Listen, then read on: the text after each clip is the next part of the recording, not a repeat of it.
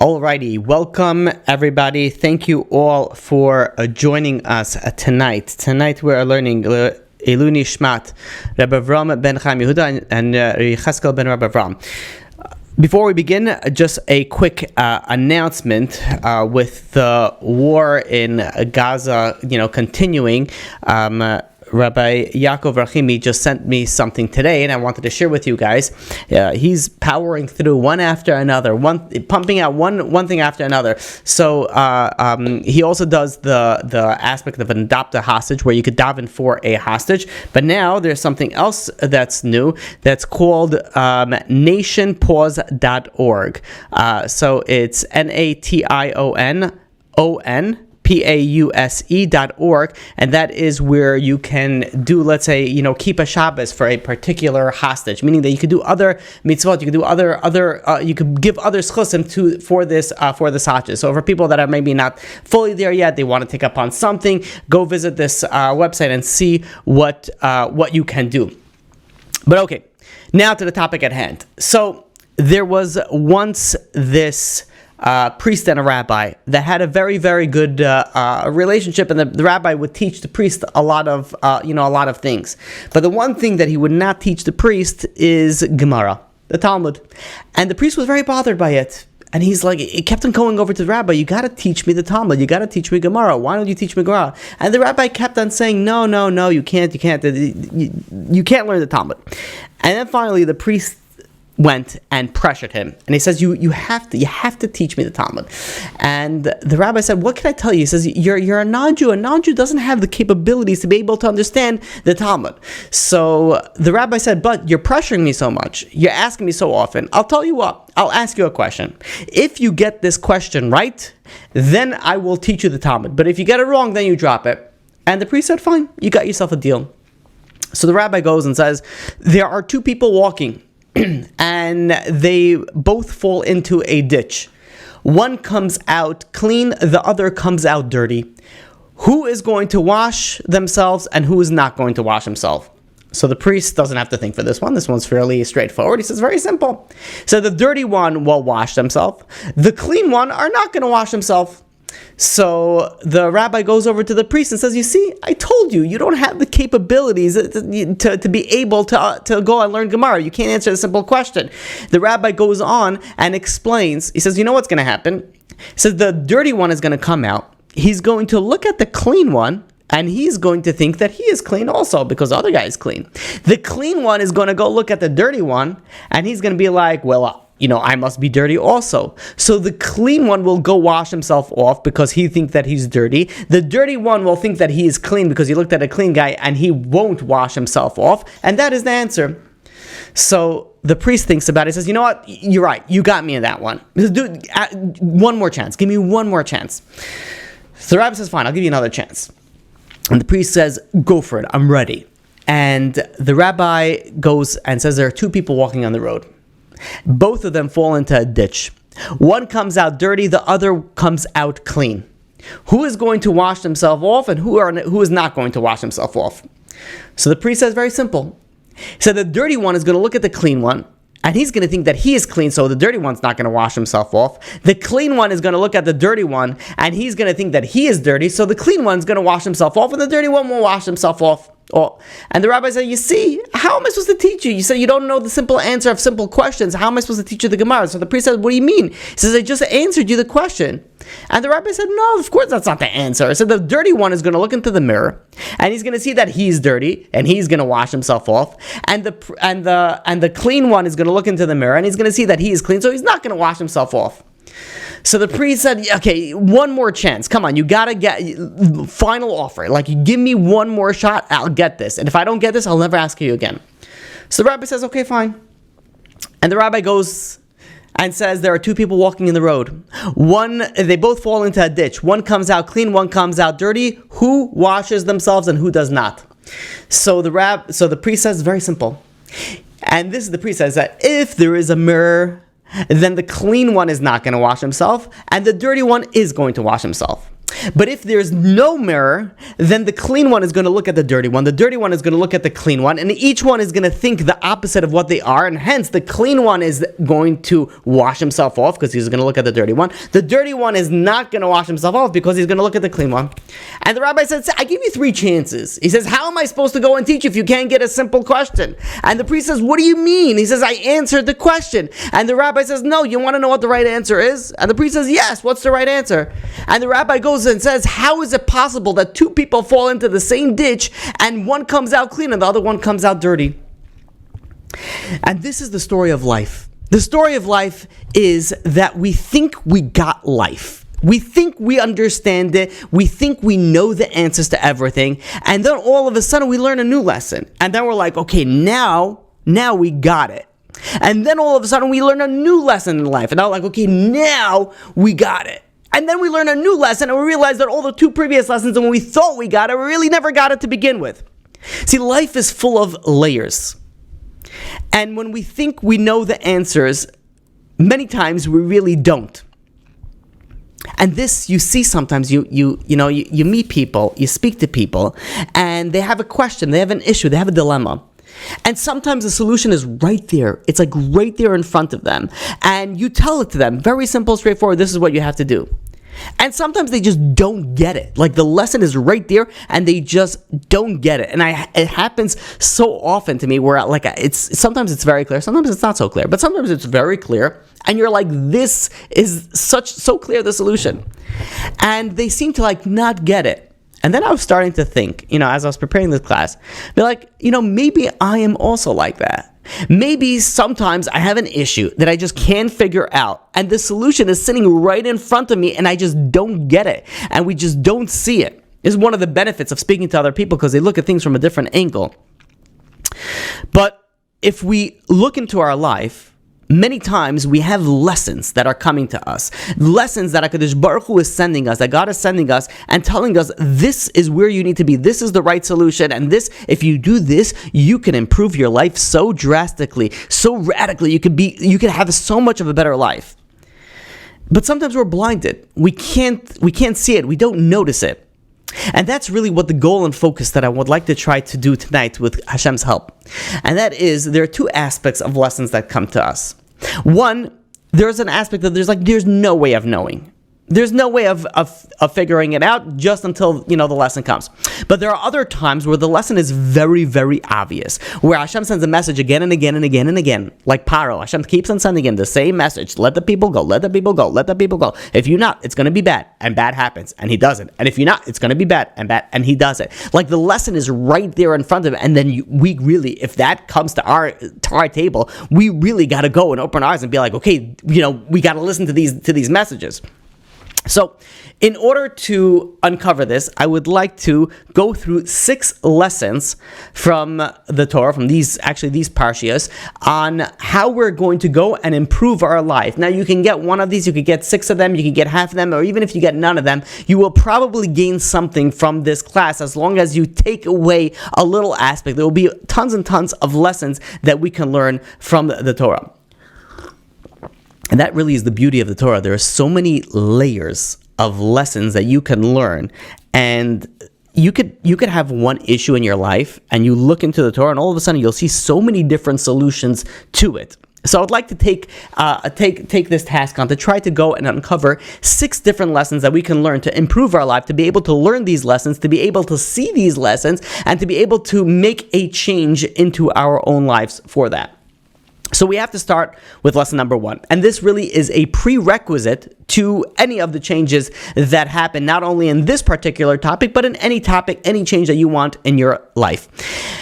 The Parshas Shemos, in the beginning of Parshas Shemos, the Torah tells us, "Vayelach ish mibeis Levi, vayikach es bas Levi." This is referring to Moshe Rabbeinu's parents. That there was a man from the house of Levi. He went and he took a woman from the daughter of Levi. What happened is the Gemara on Sotah and page 12.8 explains to us and tells us that Amram and Yocheved, his wife, they saw what was happening with all the babies in the Jewish baby boys in the land of Egypt. And what Pharaoh was doing, he was going and he was killing all Jewish babies and all the boys. So they said, what is the point? We do all this and we toil for nothing. Why should we have children? So they separated. Now, Amram, he was a Gadol Dar. He was the leader of the generation. And when the leader of the generation does something, people follow suit. And people started, separating also from their wife, because they said, really, why are we going to bring kids into this world only to that they will be killed? So his daughter came over to him, Miriam, his daughter came over to him, Moshe's sister, and she says, your decrees are worse than Paro's. Paro only decreed on the boys. You're decreeing on the boys and the girls, because now the girls also can't come into this world. And then she continues and she says, furthermore, your decree, Paro's decree is just on this world. But your decree is on this world and on the next world, because when a soul comes down into this world, even if it doesn't make it and it gets killed, there's still a tikkun to that neshama. So you're preventing that fixing of that soul, of that neshama, for coming down into this world. So Amram, Moshe Rabbeinu's father, took Miriam's advice and remarried his wife, Yocheved.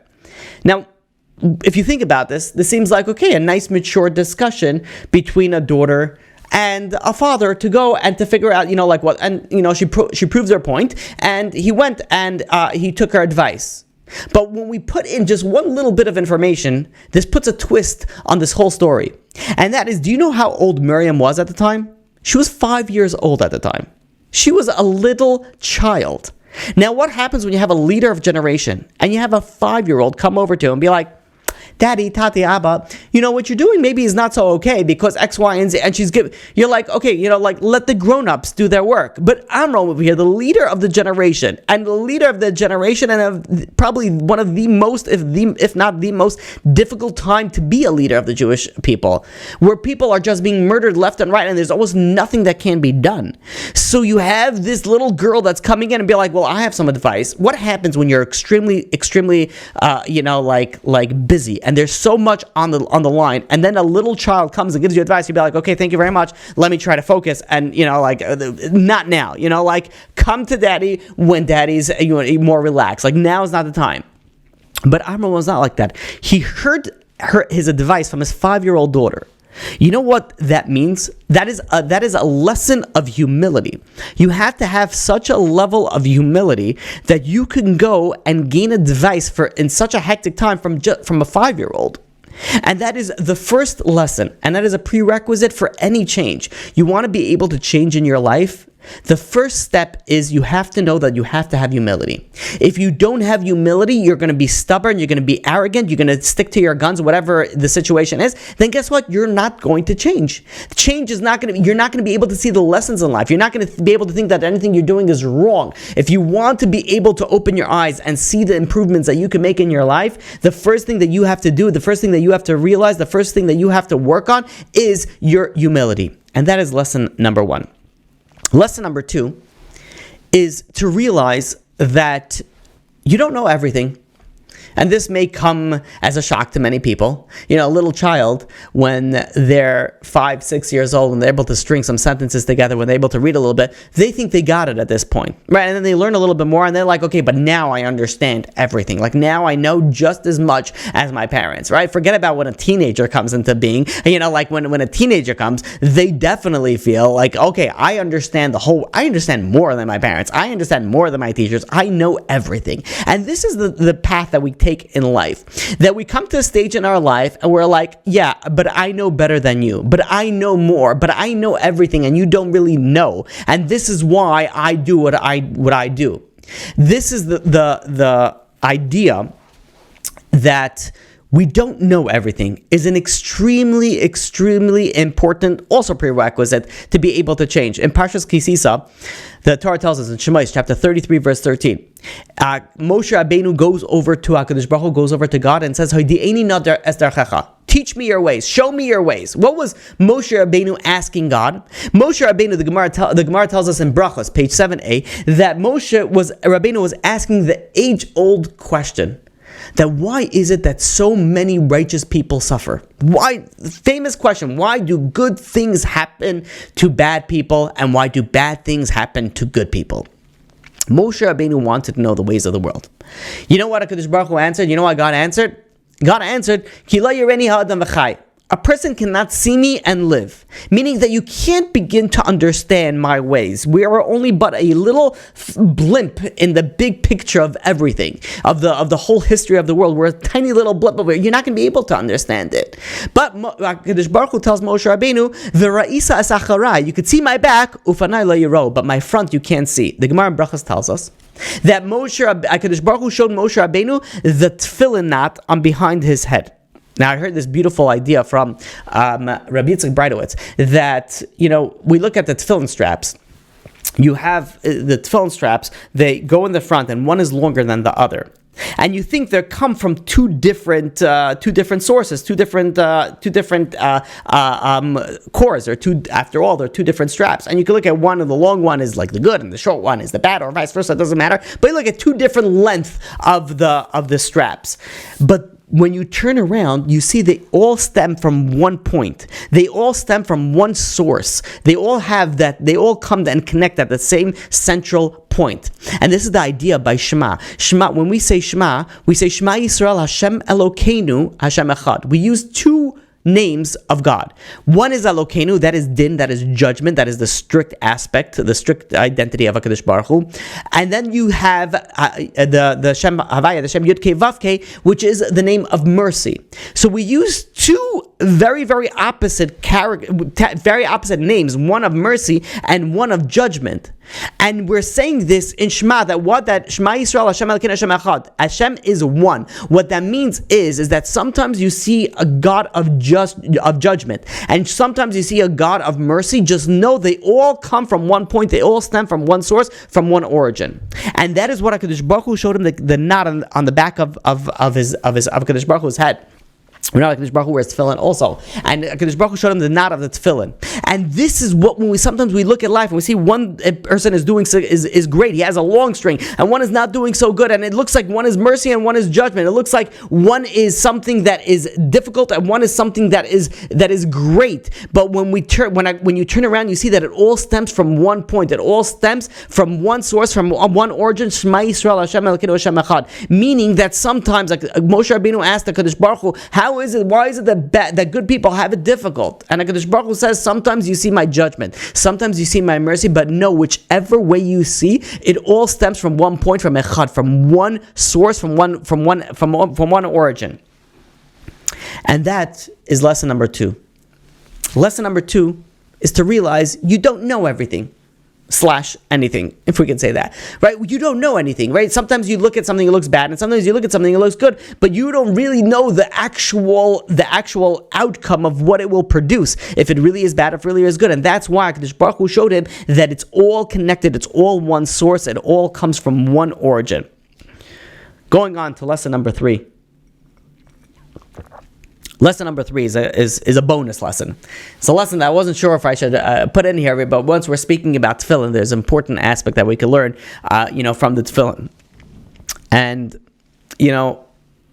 there are times in the Torah that God complains to Moshe Rabbeinu that the Jewish people are am kshei oref. Am kshei oref means that they're very stubborn. They're stiff-necked people. They're stubborn people. And it's a complaint. But at the same point in time, the ability of Jewish survival, the fact that the Jews still are around today, is because they are am kshei oref. They are a stubborn people. The fact that we are stubborn works to our benefit, and the fact that we're stubborn works to our, to the negative. And this is another thing. When we look at the tefillin is put by the base of the neck, by the base of the head, which is by the neck. Am kshei oref means a stiff neck. What does that mean? That means that there are times that, just like there's good and there's mercy and there's judgment, there's something that looks positive and something that looks negative. There are times when it's good to be stubborn, and there are times when it's bad to be stubborn. So how are you going to be able to navigate when to be good, when to be bad? So if you are connected to that one origin, to Shema Yisrael, Hashem Elokeinu Hashem Echad, then you have the ability to use that stubbornness for the good or to use that stubbornness for the bad. But if you have that inherent stubbornness trait, and you just utilize it at your whim, if you're not connected to that one source, if you're not connected to Shema Yisrael, Hashem Elokeinu Hashem Echad, if you're not connected to God, then you're character trait of stubbornness can work for the negative. And this is a lesson for our character traits. Every single one of us has positive and negative character traits. And that's how we see them. We see this is my positive and this is my negative. But the reality of it is that really you could turn everything into positive. Every character trait, even if it appears negative, you have the ability to utilize it for the positive. We have so many strengths. We have so many weaknesses that we don't realize that weakness is a strength. Like when you look at stubbornness, you'd be like, there is no positive in stubbornness.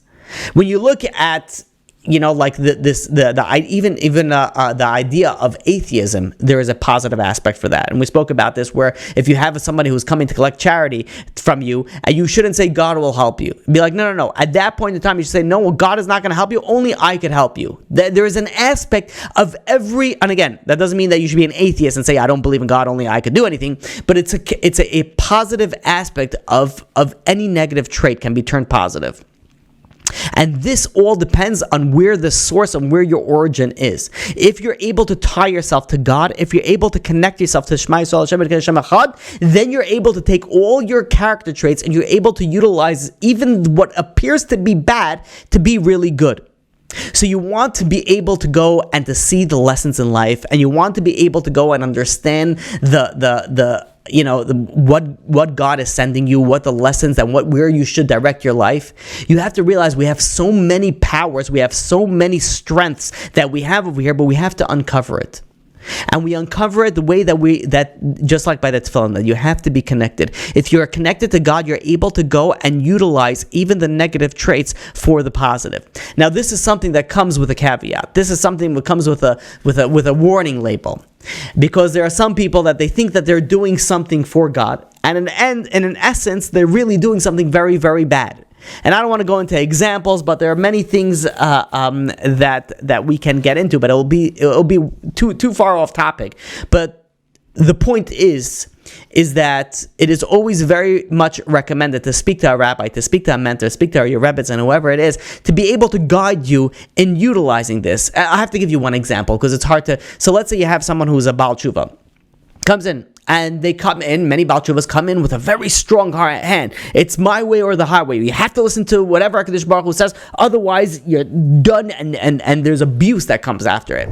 Now, sometimes it's necessary that way, and many times it's not necessary that way. And you have to be able to know how to navigate it. And there are many people that are raised in a Baal Tshuva home that can come out in a very negative outcome. So it's a delicate balance where you have to be able to go and figure out if your strength, or even if you're connected to HaKadosh Baruch Hu, if you're utilizing it the right way and not abusing it. But in any case, this is a bonus lesson number 3. You could take it or leave it. Probably should take it. But in any case, going on to lesson number 4. So, and then we'll tie this all together. Lesson number 4 is that, most of us on planet Earth, we play what is called the short game and not the long game. Let me explain to that. I explain to you with through Paro. Paro and the Makkah of Dever, the plague of pestilence. Moshe Rabbeinu warns Paro that there's going to be a very, very severe epidemic. And the livestock of the Jewish people are not going to die. The epidemic is only going to affect the livestock of the Egyptian. And it occurred exactly as Moshe Rabbeinu predicted. All the Egyptian livestock died, but the Jewish livestock, none of them died. And the next pasuk, after it explains this to us, tells us something very interesting. Vayishlach Paro, and Paro sent, Vihine, and behold. A very interesting word, Vihine, and behold, none of the cattle, none of the livestock of the Jewish people, none of them died. What was the behold? Like he was like, he was like, oh look. What was his reaction? His reaction was the Egyptian livestock died out. The Jewish livestock is still around, and what his option was like, oh look, the Jewish people, they still have cattle.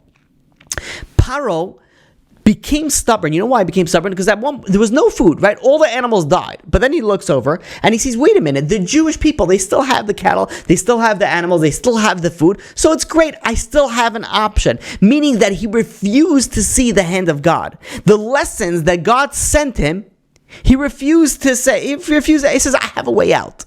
I can buy from the Jews. I can take from the Jews. So I have a way out. And this is the attitude of the wicked. This is the attitude of Paro. Esav, on a similar term, he went and he sold his birthright for Yaakov for a meal. That's all he sold it for just a simple meal. Why? Because he said, sell it to me ka'ayom, like it is today. The Sevorno goes and explains that Esav's living was just for today. I'm not looking at the long term. Paro was like, okay, well, what's going to happen eventually? He wasn't looking about that. But like, right now, I'm okay. Right now, I have the ability to be able to go and to be able to buy my livestock. I'll be able to buy my food. I can be able to buy my meat from the Jews. So I'm okay. Esav said, what's going to happen when his father, Yitzhak Avinu, is going to die and he's going to have Yerusha? That's then. But I'm playing the short-term games. Like, what do I have right here, right now? When we look at the short-term picture, when we look at the short-term things of what's coming up in our lives, we decide that this is going to be our goal. And we focus short-term. We don't focus on the long-term. And we see this all over the place. You have people that are screaming ceasefire in Israel and the Gaza war. They're screaming, ceasefire, because why? They don't want people to die, or whatever. I mean, it's an idiotic thing to scream, but we're not going to get into that. I think we spoke plenty of that. But the idea of saving lives by making a ceasefire is the most ignorant thing possible. It has absolutely no stance on which, because what will really happen if you make a ceasefire now, all that's going to mean is that they're going to arm themselves against Hamas. They're going to come back, and there's going to be another war, and another war, and another war. And in the long term, there is going to be so much more death than if you just finish off it right now. If someone takes a cancerous cell or whatever it is and kills it off 60% and then stops, and then kills it 60% and then stops, what's going to happen? The cancer is just going to keep on growing, and you have to keep on fighting it. What the correct way to fight a cancer, and yes, Hamas is a cancer, you have to go and you have to destroy it completely. And once it's destroyed completely, then you can focus on the healing, and then you can focus on the growth, and then you don't have to focus on there won't be any more death. So if you look at the short-term goal, be like, okay, no more death, ceasefire, we have to stop it. But if you look at the long-term goal, then you have to say, okay, you have to destroy the cancer, and then you would be able to ceasefire, and then you'll be able to go and have that growth, that healing aspect to it. And in general, this is, like when people go and they focus on the short-term goals in life, they are usually not as successful as the people that are able to focus on both the short term and the long term. Because that's really what we do need to do. We have to focus on the short term goals and the long term goals. And this goes to anything in life, You have people that join into the Kiruv movement, right? They want to go and they want to be Mekarev. They want to bring people closer to God. So they start off and maybe they speak to one person. They bring people in for Shabbos. Maybe they even start giving a class. But they don't see so much movement. They don't see that they're making so much an effect. So what happens? They stop. And they're like, hey, what's the point? I didn't do it. They were looking at the short term. They were thinking that I'm going to speak to one person, and that person's going to change their life and become religious, and then I'm going to keep on doing that and be like, I'll spend an hour with each person, and they'll change your life. And we all know that's not how the world works. That's not how people work. You give a class here, you speak to someone here, you go over here, and slowly, as you go through the long-term goals in it, you will see success in what you're doing. But if you focus on the short term, you'll give up. This is where you see there's a very high turnover in certain careers that could be very lucrative. You have careers in real estate, in finance, in mortgages, careers that can be very lucrative, but people come in and they see that they're not making any money, they're not closing any deals, they're not able to, so they're like, okay, like short term, I'm not making anything, so they stop and they switch careers. And these careers have very high turnover rate. But if someone sticks through, and of course, that's not the only factor. You actually have to go and make sure that you are fit for that type of job. But if you go and you try to get a sale and you don't get it, and you keep on trying and eventually you succeed, the long term you'll be able to be very successful. But the problem is that people focus on short term. And when people focus on short term, and they don't see the long term, then things in your life, you're not going to see that way either. If you have a certain focus in your life, you're able to see something very, very differently. If you, let's say somebody wasn't able to see, and then all of a sudden they had a surgery and the Baruch Hashem, they were able to see. They are going to notice things that people that were always able to see, never noticed before. They're able to see the colors of the trees. They're able to see even garbage. They'll be able to appreciate it. They're able to see things. Why? Because they have a different mentality that they're looking for. So when we have a short-term mentality, we will only look for and hence see short-term lessons that we may be able to change, but we won't look at the long-term lessons. We won't look at someone's having a difficult marriage. They'll be like, okay, if I'm going to go to 1 or 2, marriage counseling sessions, it's not going to help. But if you look at the long-term, if you're able to go through it and through years of counseling, years of therapy, years of changing, you'll be able to make something it will be a beautiful, beautiful relationship. You don't look so far, so you're not going to be able to even begin it. So you don't even see it. So meaning that if we have only short-term goal vision, we will only see the short-term lessons that HaKadosh Baruch Hu shows us. But if we're able to have short-term goals and long-term goals, then we'll be able to see what HaKadosh Baruch Hu is sending us, and we'll be able to uncover so many more lessons that are just right in front of our life. And like an example is like, let's say someone's living in a place that's not conducive to raise a Jewish family, not great to raise a Jewish family, and they are like, okay, but right now it's like okay for what? Because our kids are young, or I don't have kids yet, or whatever the situation is, and you start focusing just on that. But if you're stuck, wait a minute, if I'm going to move eventually, and if I want to build, my family to go a certain way eventually, then you start looking to move at a much earlier stage than if you would have started only once that stage comes in. Meaning that if you had that long-term goal, your eyes would start being pierced. Okay, or your ears be like, okay, where should I go? You'll start seeing things differently. You'll start realizing lessons differently because your goals, your mentality is very, very different. Moving on to the next lesson, and that is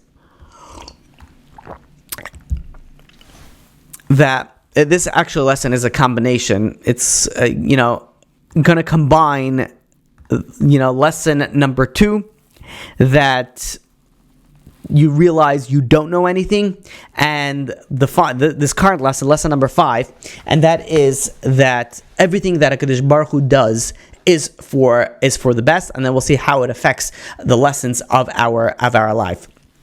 So in parts of Vayera, Moshe Rabbeinu goes and tells HaKadosh Baruch Hu, kind of complains to HaKadosh Baruch Hu, and God answers and responds back that, let me read the pasuk because it'll be a little bit clearer. There el Avram, el Yitzchak, vel Yaakov. I showed myself to Avram, to Yitzchak, to Yaakov, bekel shakai, with the name Kel Shakai, ushmi Hashem, and the name Yud-Kei Vav-Kei, the name of mercy, lo nadati lehem. It was not known to them. So the background to this is Moshe Rabbeinu had a complaint to HaKadosh Baruch Hu, to God, and God responded, I showed myself to Avram, Abraham, Isaac, and Jacob, Avram, Yitzchak, and Yaakov, and I used the name Kel Shakai. I didn't use the name of mercy, and they never complained to me. And the Medrash goes on to explain that, I promised Avram Avinu the entire land of Israel. Yet he couldn't even find a place to bury his wife until he had to pay a high price for a burial cave. And guess what? He never complained. And then HaKadosh Baruch Hu says, Yitzchak, I told him also that he's going to live in this land. Yet he could not find the necessity of water. He couldn't find drinking water unless he had to hassle over some wells. Yet he also never complained. And then I came over to Yaakov, and I promised Yaakov the entire land of Israel also, and he couldn't even find a place to put his tent until he bought a place from Hamor ben Shechem. And Yaakov never questioned me. But you, Moshe Rabbeinu, HaKadosh Baruch Hu says, you have a complaint. You have a complaint. And we have to ask, wait a minute. There's a difference between Moshe Rabbeinu and Avram, Yitzchak, and Yaakov. Avram, Yitzchak, and Yaakov, they had personal issues. He couldn't find water. They had issues with water. Couldn't find a place to bury. Why? It was all his personal issue. Moshe Rabbeinu was not complaining for himself. He was not complaining, I have to wake up so early and I have to work so hard for all these Jewish people. That was not his complaint. His complaint was, the pasuk in Shemos, chapter 5, verse 22 tells us that Moshe Rabbeinu's complaint is Lama hare'asa la'amazeh. He was standing up for the people. He says, God, why did you harm these people? Why did you cause bad to this people? That was his complaint. So we have to understand there's a very, very big difference over here by Avram, Yitzchak, and Yaakov and the complaint of Moshe Rabbeinu. Moshe Rabbeinu said, why did you harm these people? He's standing up for the people, for the Jewish people. And Avram, Yitzchak, and Yaakov never had to fight for the Jewish people, per se. They had their own issues and they were able to, deal with it. So what is the reason? What is the reason that God said, why are you complaining? They never complained to me. And the answer is because of the language that Moshe Rabbeinu used. Moshe Rabbeinu used the language Lama hare'asa la'amazeh, and the word hare'asa is bad. Why? From the shorish is ra, bad. Why did you cause bad to these people? And that is the problem, because God never does something bad. That is what it was wrong. And HaKadosh Baruch Hu was going and telling him, he says, when I showed myself to Avram Yitzchak, I didn't use the name of mercy, and yet they never said I did anything bad. And with you, I showed you the name of mercy, and you still think that there's something bad that's coming out of it? And we see the same lesson that happens by Yaakov. When Yaakov met Paro asked him, what was Yaakov's age? And the pasuk in Brachos, chapter 47, verse 9 tells us, Shloishim u'me'as shana, 130 years, me'at v'ra'im, few, and ra'im is bad. The Medrash says that the moment that Yaakov Avinu used the words bad, HaKadosh Baruch Hu says, oh, you're complaining that it's bad? Your life will be shortened by the number of words in your statement. But the question, it could be asked, wasn't Yaakov right? He did, he lost, his wife. And then his son Yosef was lost. And Dinah was captured by Shechem. There's Yaakov Avinu did have a difficult life. And Yaakov's life could have been bad. Could have been, not bad. It was bitter, but it was not bad. That was the difference. There's a difference of difficult and versus bad. Lama hare'asa la'amazeh means that it's bad. You know what? 3 psukim later, the Torah tells us, Vaydaber Elokim, the name of justice, El Moshe, Vayomer Elav Ani Hashem. I am Hashem. HaKadosh Baruch Hu uses both those words, Vaydaber Elokim, the name of justice, the name of judgment.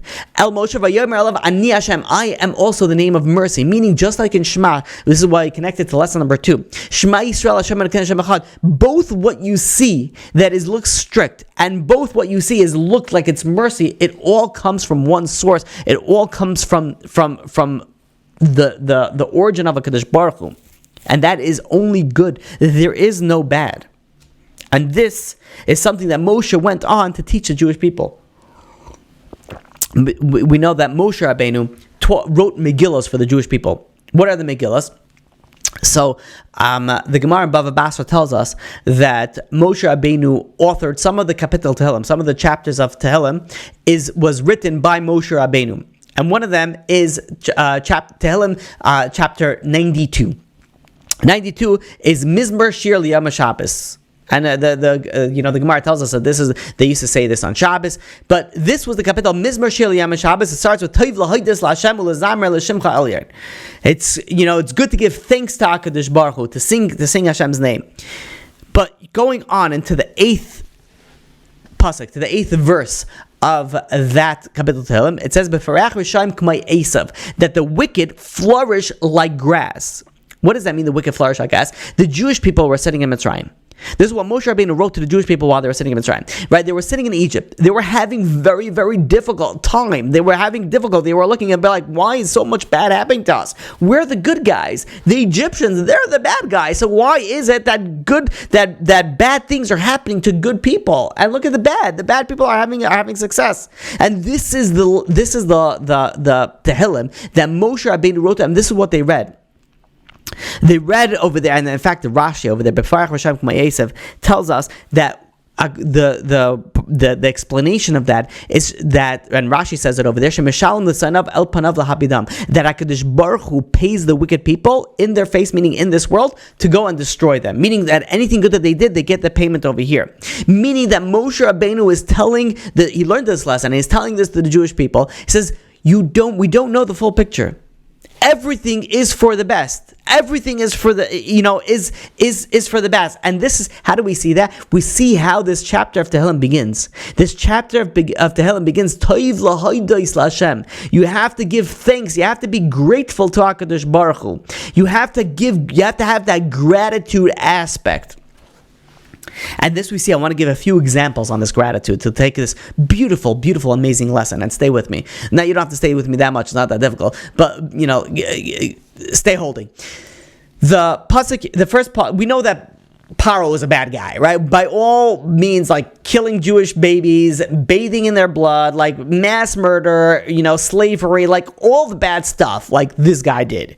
But what was the first thing that the Torah says that he did bad? It says, Vayakam melech chadash.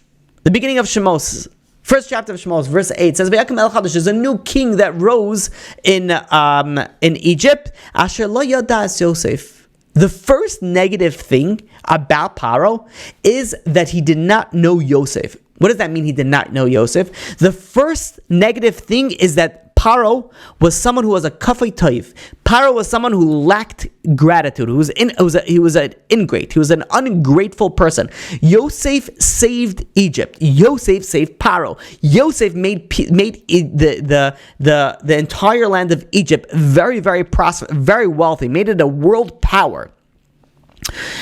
And Paro did not have the decency to show any, decency to his descendants. This is what it says. He did not know Yosef. He was not grateful for what Yosef did. The negative thing, how everything starts is that Paro was an ingrate. Paro was an ungrateful person. The flip side, you look at Yosef.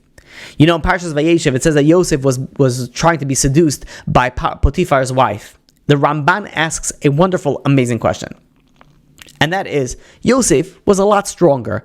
He was a very strong young man, a slave. He was working hard. He's got muscles. He was very, very strong. And he had his master's wife try to seduce him. And she grabbed his coat. Do you not think that Yosef had the ability, the power to grab his coat back and run away? Like, he knew that if she grabs his coat, it's going to spell a disaster for him. It's not going to be good for him. And the Ramban asks, why is it that Yosef didn't go and just grab the coat back and bolt? And be like, hey, I was never here. Like he knew the outcome of what would happen.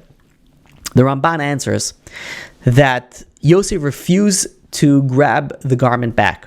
And that is because he had gratitude. He says, this is my master's wife. How do I go and grab something out of her hand? I can't. He had the gratitude. He had the hakaras hatov, even though he was a slave in this house, but he still had the hakaras hatov for his master's wife. And even though that he knew that the outcome is not going to be good for him, he still said, I'm not taking it back. That is the difference between a Yosef and a Paro, on someone who's grateful and someone who's not grateful. And the Torah tells us, the Medrash, Rabbeinu Bachya goes and quotes a Medrash that says that somebody who goes and is an ungrateful person, he is going to end up denying also the favors that is done by God. Denying God in itself. And this is really, we see in Paro. Paro was an ungrateful person. And what happened? He ended up saying, Mi Hashem asher eshma b'kalei. Who is God that I should listen to? He denied God completely. Because once you're an ingrate, it's such a downward spiral. And we see even another lesson. We'll go 2 more lessons on gratitude on this. When Moshe Rabbeinu was raised in the palace, when he grew up, he went out and he saw that there was a Jewish guy getting beaten by an Egyptian. It was a Ish Mitzri Makkah Ish Ivri. He was hitting this Jewish slave. So Moshe Rabbeinu looked left or right. Okay, so it says that he looked into the future, making sure that nothing comes out of this Egyptian, and he ended up saving this Jew and killing this Egyptian. The next day he goes out again and he sees the guy that he saved, which was none other than Dasan from Dasan and Aviram. He saved Dasan, and he sees that Dasan now he's fighting with another person. He's fighting with Aviram. They're fighting with each other. and one of them was about to hit the other. And Moshe Rabbeinu comes over here and he says, wait a minute. He says, Rasha lama sakareyecha, why are you going to go and hit your friend? And you know what? What would be a normal response at this point in time? You have your savior. This is where an Egyptian was hitting a Jew. And when they hit a Jew, that's not like a playful little tap and then they go on their way. If an Egyptian starts hitting a Jew, it usually means that's the end of this Jew's life. It's going to go on until there's the end of the Jewish life. So Moshe Rabbeinu saved Dussan's life. So now his savior is coming back and is breaking up a fight. Be like, you know what? Okay, fine. You know, I owe you whatever it is. You know, like you're right. I shouldn't hit my friend. But what did Dussan respond? He says, wait a minute. He says, oh, you're gonna kill me like you killed the Egyptian? He's like, you know, and what Dussan was really saying, he's like, you know what's gonna happen? He says, I'm gonna tell on you to the Egyptians. Meaning that the snitch, the tattletailer, the one that caused Moshe Rabbeinu to run away, had to run out of Egypt, was the one that Moshe Rabbeinu saved. Can you have more of an ungrateful person? And this is something that answered a question that Moshe Rabbeinu had. Moshe Rabbeinu had a question that says, I don't understand. Why is it that the Jewish people deserve to be slaves in Egypt? Why is it like Moshe Rabbeinu couldn't get to the point of like, what's the reason? What's the reason that the Jewish people are going into such slavery? And the question is so much stronger because we know that the Jewish people were on the lowest level of spirituality. They were on the 49th level of spirituality, right? We know that they were Avodah Zarah. They were Avodah Zarah. They were on the lowest level. They were on the 49th level. But still, Moshe Rabbeinu couldn't figure out, like, what's the reason that the Jewish people are on their 49th level. Says, you know what was the light bulb? You know what was like, okay, now I know. When Moshe Rabbeinu saw the ungratefulness that's going around, you know what the pasuk continues afterwards? After this conversation with Moshe Rabbeinu and Dussan and Aviram, Moshe Rabbeinu achein noida hadavar. Now the matter is known. What does it mean the matter is known? Now I can understand why the Jewish people are in slavery. If you have ungratefulness, if you're an ingrate, you're just going to keep on spiraling down. Now I know of why the Jewish people are where they are today. That shows you the power of being ungrateful. And to take you one final example, before we tie it all in this lesson, that Paro called his advisors Bilam, Eov, and Yisro. They wanted to figure out how to get rid of this Jew problem. Right? There's too much of a Jew problem. Harvard's been trying to work on this. Many universities have been trying to, work on the Jew problem through different means. And Paro wanted to figure out, how do we get rid of the Jew problem? So Bilam came in, let's throw all the Jewish baby boys into the Nile River. And Yisro was like, how can you do that? You can't do that. After all that their ancestor Yosef did for Egypt, there's no way that he could be a part of it. He ended up having to run away. But what was the motivation of Yisro? He was a Makir Tov. He was someone who has gratitude. And as a merit for this, is interesting. I saw this. Rabbi Fran brought this down. That this was one of the merits that he had. That his daughter was able to marry Moshe Rabbeinu. You know when it talks about marrying a Moshe Rabbeinu, you're not talking about the best boy in yeshiva. You're talking about, this is like the best boy in history, right? You're talking about Moshe Rabbeinu. What was the merit that Yisro had? This was one of the merits. He was a Makir Tov. And you could see this was his personality. When Yisro's daughters, they were the shepherds. They were taking the cattle to go and give them to drink by the well. The Midianites, they were picking on them. And Moshe saved them. And when Yisro's daughters explained to Yisro what happened, Yisro was very upset. It's like, wait a minute. He says, you had somebody that saved you? You didn't even bring him home to they should get a proper thing. Like what? Like you should have brought him home. And they were like, no, but he was a fugitive from Egypt and things like that. They were trying to explain. Yisro was like, no, nonetheless, you should have brought him home. He has deserved to be thanked. He is someone that saved you, and yet his essence, Yisro's essence, was a Karas Tov. He had gratitude. He had, and this was a personality trait that caused him to have that merit. One of the merits that he could have a son-in-law like Moshe Rabbeinu. So, this is lesson number 5. Lesson number 5 is realizing that everything that God does is for the good. But how do you get to that? How do you get to realizing that everything that Hashem does is for the good? That's by being a makar tov. The way that you start seeing that everything that happens is for the best is by start seeing the best, by start seeing and appreciating everything that God does for you. This is all lessons on switching our mindset. You want to be able to see the lessons in life, then you have to realize that everything that God does is for the good. So your defenses are a little bit are down. You're able to see things in the way that they should be seen. But how do you get to that? You have to have gratitude. You have to start going and start focusing and thanking HaKadosh Baruch Hu, thanking God, saying Mizmar L'Sotah, going and saying 5 things that you're grateful to HaKadosh Baruch Hu every single day. The more gratitude that you have, the more that you'll be able to see that everything that God does is for the best. And the more that you're able to see that everything that HaKadosh Baruch Hu does is actually good. The Shema Yisrael Hashem Elokeinu Hashem Echad, it all, the bad and the good, there's 2 straps that fill in, they both stem from one source, that they both come from one origin, and that is HaKadosh Baruch Hu, and that is that everything is good. Then you'd be able to start, you're taking this blindfold off your eyes, and you'll be able to see things in a different light. And this is why we have so many lessons that just get thrown in our face, and we are completely confused, or we don't see it because we are blinded by so many of these layers that we just have to uncover. And this particular layer of lesson number 5 is of Hakar Satov, of realizing that everything HaKadosh Baruch Hu does is for the best. And let's finish up with the final lesson, and that is lesson number 6. The plague of Barad, of hail. Paro, the Egyptians, they were warned. And it was a very, very simple warning. Everything outside is going to get destroyed. You want to save your stuff. You want to save your people. You want to save whatever animals you have, whatever animals you bought, whatever thing you have left. Bring it inside.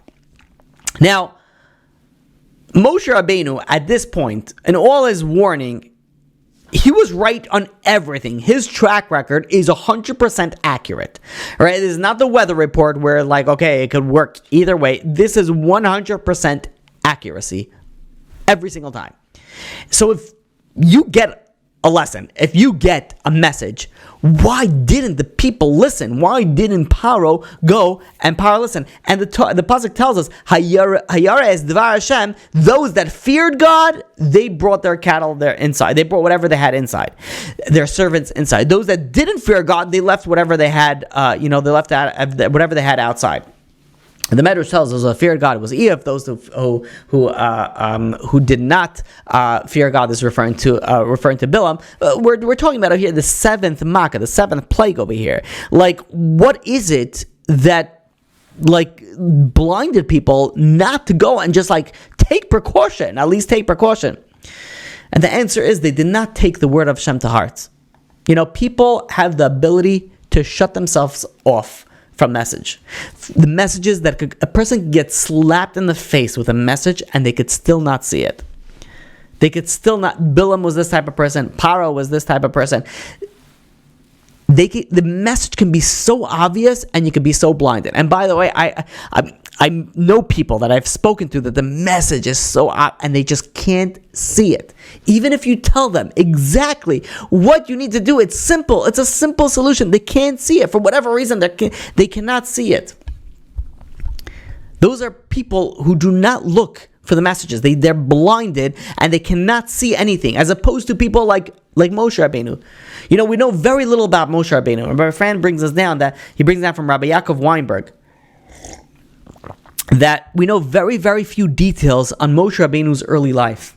But one of the first things in the first 80 the first 80 years, one of the things that we are told about Moshe Rabbeinu is about the story about the burning bush, where he was walking and he saw a burning bush and the bush was not getting consumed. And he was like, okay, well, let me look into this. What's going on over here? One of the many lessons that you learn from this is that Moshe Rabbeinu saw something. He's like, wait a minute. He's like, there is something here that I have to uncover. Moshe Rabbeinu was looking for the messages. He was open. His eyes were open to the messages. Paro, even if the messages came into his face, he was blinded. Bilam, even the message, they were just blinded.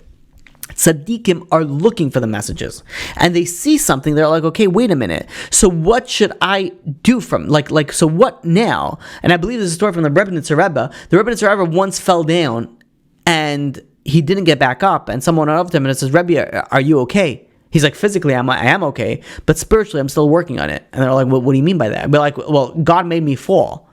So now, like, I have to figure out, like, why is it that God made me fall? Like, I have to figure out, there's a reason for it. Like, anything that happened, they were looking for the messages. Yosef, he smelled the spices by the people that he was sold to as a slave. Yosef, coming from the Shiftei, coming from the 12 tribes. He was, that's royalties. Yaakov Avinu, Amram Avinu, like leaders of generation. Yitzchak Avinu. This is where he comes from, and he's sold to the lowest level. You know what? He was still able to see messages because he was looking for it. And that is lesson number 6. Lesson number 6, you want to see messages? The most obvious lesson is look for them. And if you look for them, maybe you'll be able to see them. So let's do a quick recap, and then we'll open up to questions. So we started off saying that, God sends us many messages. Some are obvious, some are not less obvious, some are difficult to be able to see. And there are many opportunities in our life to improve. We have the ability to go and become better. We have the ability to fix our relationships. We have the ability to fix our businesses. We have the ability to be better parents. We have abilities upon abilities to be able to improve. But sometimes we are completely oblivious to the signs and the guidance that HaKadosh Baruch Hu is sending us. So the focus of today was, how do we go and get those messages a little bit clearer, to be able to go and to be able to uncover those messages and to be able to improve our life and to be able to improve our relationships and be able to improve ourselves and everything surrounding us by seeing what HaKadosh Baruch Hu is sending us and working in that manner. And we went through 6 lessons. Lesson number 1, a prerequisite for any change, is that of humility. If you want to be able to change, you gotta be humble. There is no way about, if you're arrogant, if you're stubborn, if you're stuck up, whatever, you're not going to be able to change. Prerequisite number 1 is work on humility. Lesson number 2 is to realize that you don't know everything, because if you think you know everything, you'll never change.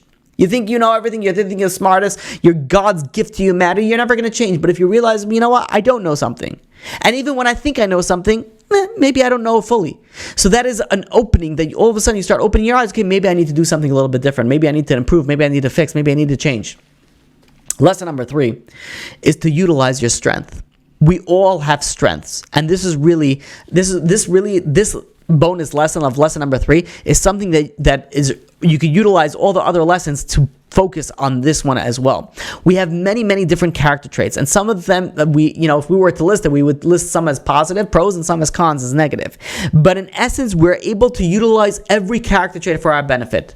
And we have to be able to figure out how to go and use a negative of what we think is a negative character trait for the benefit. But the main focus and how to get to that is to realize that you have to connect yourself to HaKadosh Baruch Hu. If you're connected to God, Shema Yisrael Hashem and Hashem Echad, if you're connected to that one source, that one power, then you would be able to guide yourself and be like, okay, wait a minute. So what is the correct way to be able to utilize this strength or this weakness and turn it into a strength? That's lesson number 3, the bonus lesson. Lesson number 4 is that you have to focus on the short-term goals and the long-term goals. Because the way that we see things is all depending on our mindset. If our mindset is only for here and now, we would only look for things here and now. If your mindset is only to party, to be merry, for tomorrow you may die, so you're only focusing on now. But if you're focusing on the short-term goal and you're focusing on the long-term goals, different opportunities, different things would open up that you would be able to see and you'd be able to uncover and you'd be able to tackle on. That was lesson number 4. Lesson number 5 is connected to lesson number 2, and that is to realize that, number 1, when you don't know something, to also realize that everything HaKadosh Baruch Hu does, everything God does is for the best. Everything is good. And how do you work on that? How do you work on realizing and seeing that everything that God does is for the best? And that is by focusing on gratitude, by having a karas hatov. And that brings us to the final lesson, which is really connected to the origin of this whole class, and that is, if you want to see the life and when Dasan went out to part of the slave labor to work out in the field, he left his home, the Egyptian came to his house it was still in the night, pretending to be Dasan and to try to be with his wife. When Dasan found out about this, that was the fight that the Dasan had with the Egyptian. He found out about it, and so that's when Moshe Rabbeinu killed this Egyptian. But Dasan now was discussing divorcing his wife, and Avir and the brother-in-law didn't want to divorce their wife, and that was the argument that they were having back and forth, and that's when Moshe Rabbeinu went and says, Rosh Hashanah we almost went and he hit when they hit one another. Okay, what is the name of the website to do mitzvahs for Israel? So that is nationpause.org. nationonpause.org. So that's nationpause.org. If you can't find it, you could reach out to me, and I will send it to you. Okay, regarding if he had to divorce or if he didn't have to divorce, or the halachic ramification of it is different, but that was what his intention was at that point. But, okay, anyways, thank you all for joining. Until next time, may you have amazing, successful week. And before we completely finish off, let's just say one chapter of Tehillim. This is for Israel, for the soldiers, for the hostages, for just people in Israel. We say, as usual, chapter 130, Kuf Lamed, and everybody should say it along, even if you're listening to it on a recording. Shir Amalais, Mima Makim, Karasicha Adonai, Adonai Shema Bekoili, Tiena Aznecha Kashuv, Voice Lekol Tachanunai, Im Avoinos Tishmaya Adonai Mi Yamoid, Ki Imcha Slicha Leman Tivarei, Ki Visi Adonai Kiv, Sanafshi, Vilidvarai Hoichalti, Nafshi La Adonai Mishamim La Baker, Shamim La Baker, Yachal Yisrael El Adonai Ki Ma Adonai Achesed, Veharbei Moifedus, Vehu Yiftes Yisrael Mikol Avoinesav. Achenu kol beis Yisrael hanesunim batzara uvashivya ha'imdim bein bayam uvein bayabasha hamakam yirachim alehem v'yitziam mitzara lervacha uma'afela le'ayra umishibud legeula hashta bagala uvizman karev v'neimar amen.